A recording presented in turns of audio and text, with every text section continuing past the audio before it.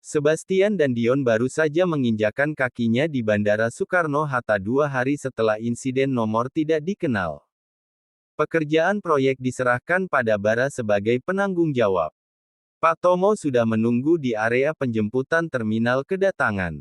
Kita kemana, Pak? Pak Tomo yang sudah siap di belakang kemudi menatap Sebastian dari spion tengah. Sebastian melihat jam tangannya. Masih belum terlalu sore. Sebastian ingin langsung menemui Kirana. Ke rumah Kirana, Mo, perintahnya.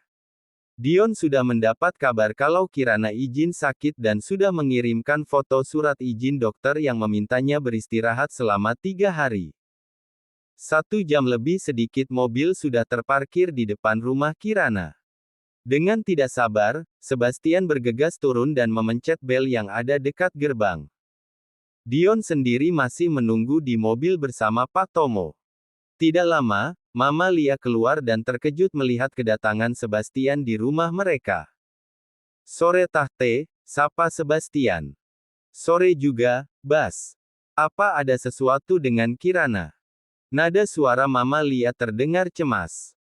Loh, saya justru ingin menemui Kirana, Tante. Dahi Sebastian berkerut. Bagaimana bisa Mama Lia malah menanyakan Kirana? Kemarin Kirana sudah pergi pagi-pagi, katanya akan menginap beberapa hari karena ada tugas kantor. Sebastian memejamkan matanya sambil menarik nafas. Bisa-bisanya Kirana membohongi Sebastian dan orang tuanya bersamaan. Melihat ada sesuatu yang tidak beres, Dion pun turun dari mobil dan menghampiri Sebastian dan Mama Lia yang masih berdiri di pagar. Sore Nyonya, sapa Dion sambil membungkukkan badannya. Mama Lia hanya mengangguk dengan raut wajah terlihat cemas. Kalau begitu saya ke kantor dulu untuk memastikan Kirana, Tante. Sementara ini Tante tenang saja dulu, saya pasti akan mencari tahu soal itu. Sebastian berusaha tersenyum untuk memberikan ketenangan pada Mama Lia. Setelah itu ia langsung pamit bersama dengan Dion. Apa orang suruhanmu tidak mengikuti Kirana selama 24 jam? Tanpa menoleh, pertanyaan Sebastian yang terdengar keras cukup membuat Dion sedikit khawatir karena merasa kecolongan. Sepertinya tidak, Pak.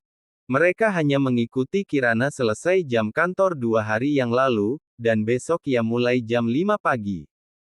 Tapi tidak ada laporan kalau Kirana meninggalkan rumah dengan membawa tas baju. Bodoh. Bentak Sebastian. Cari tahu keberadaan Kirana dengan cara apapun. Rahang Sebastian semakin mengeras menahan marah. Ada penyesalan karena tidak berusaha menghubungi Kirana saat kejadian nomor tidak dikenal itu.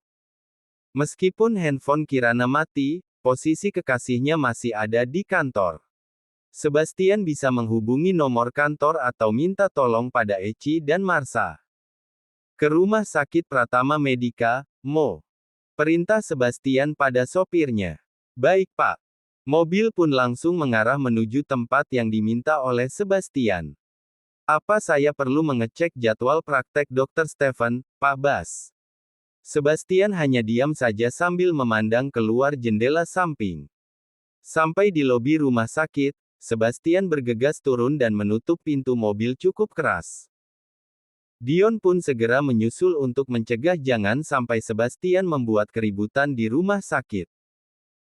Biar bagaimanapun, orang-orang yang mengenalnya tahu kalau Sebastian menyandang nama Pratama juga dan pasti ada hubungannya dengan rumah sakit.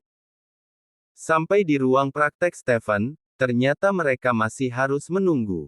Masih ada satu pasien terakhir. Dion bersyukur karena Sebastian bisa mengendalikan emosinya dan tidak langsung menerobos masuk. Kira-kira 30 menit kemudian, pasien terakhir keluar.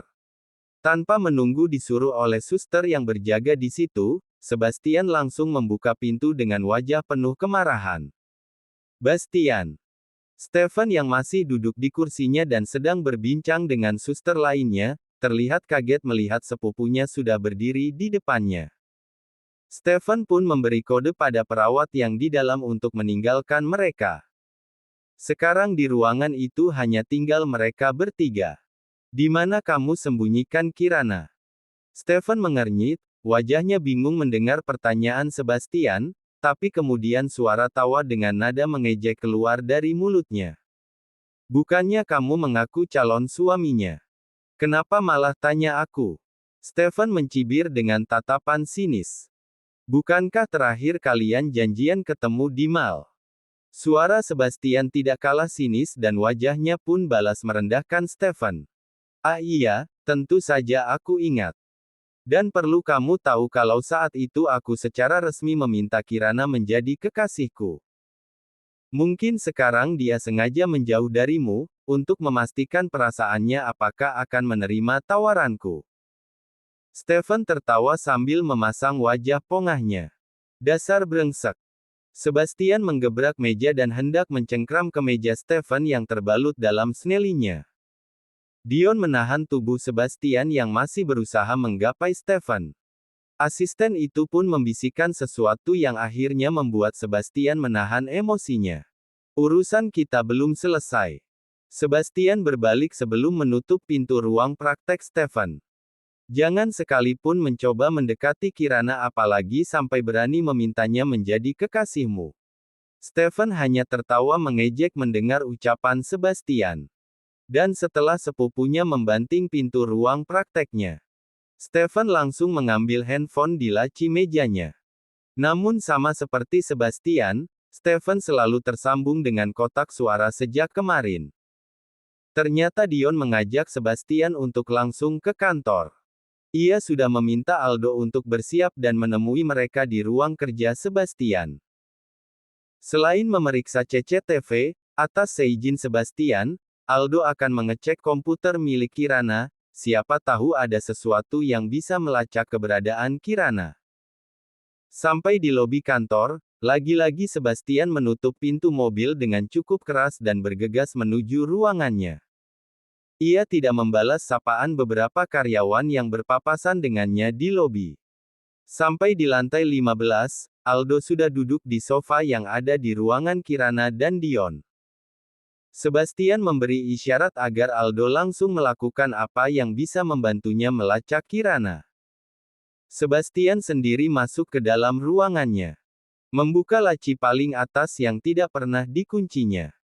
Ia menemukan kotak yang berisi kalung dengan liontin kecil yang pernah diberikannya pada Kirana.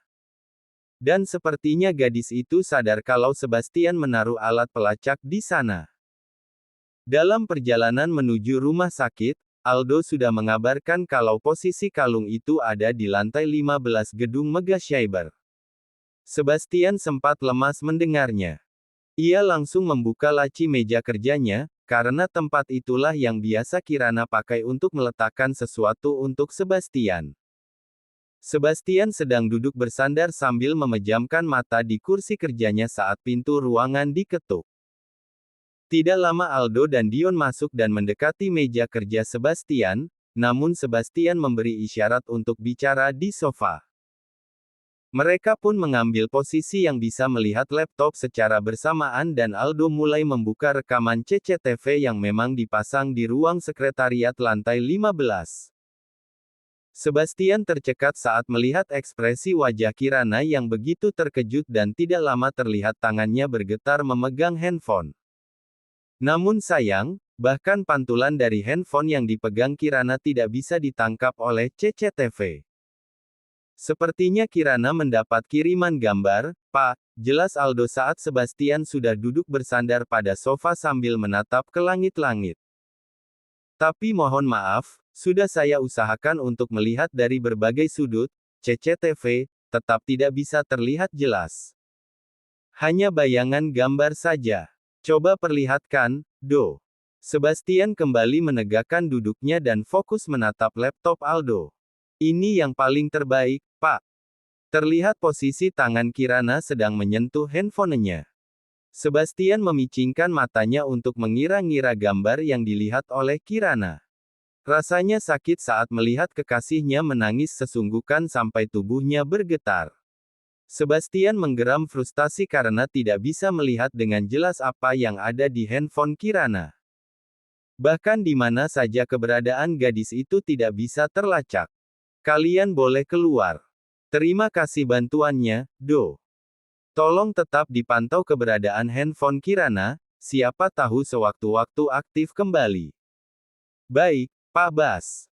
Keduanya pun pamit keluar dari ruangan Sebastian, sementara pria itu merebahkan tubuhnya di sofa. Fisik dan mental Sebastian cukup lelah saat ini. Kata seandainya ini dan itu bergantian terlintas dalam pikirannya. Belum lagi perkataan Stephen tadi sempat membuat hati Sebastian cemas. Bagaimana jika memang benar Kirana sedang mempertimbangkan untuk meninggalkan Sebastian dan memilih Stephen? Semua kecemasan itu akhirnya membuat mata Sebastian terpejam perlahan dan tertidur karena terlalu lelah. Sudah 2 hari sejak kemarin, Sebastian datang ke kantor tanpa melakukan pekerjaan penting. Sebagai bentuk dukungannya sebagai orang tua, Tuan Richard yang mendengar permasalahan Kirana, memilih tetap datang ke kantor. Pekerjaan harian Sebastian tetap ditanganinya, sama seperti saat putranya itu pergi ke Kalimantan. Nyonya Amelia pun sempat merasa cemas ketika mendengar kabar tentang Kirana yang belum diketahui keberadaannya. Namun suaminya meyakinkan kalau gadis yang diusung sebagai calon menantu mereka pasti dalam keadaan baik-baik saja. Belum juga masalah Kirana mendapatkan titik terang, Dion masuk ke ruangan Sebastian dan menyampaikan kedatangan Sarah di kantor. Mau apa lagi dia kemari? Tanya Sebastian dengan nada ketus. Nona Sarah adalah tim penasehat hukum dari perusahaan Tuan Alexander. Sit. Umpat Sebastian sambil memukul kepalan tangannya ke meja. Tidak mungkin menolak kedatangan Sarah sebagai tim penasehat hukum kliennya untuk proyek di Kalimantan. Dalam hal ini Tuan Richard tidak dapat mewakilan Sebastian karena proyek ini sepenuhnya dipegang dan menjadi tanggung jawab Sebastian. Berapa orang? Sebastian menatap Dion yang masih berdiri di depannya. Hanya Nona Sarah, anggota tim lainnya sudah bertemu dengan divisi hukum Megashyber. Sepertinya Nona Sarah ingin bertemu karena alasan pribadi dengan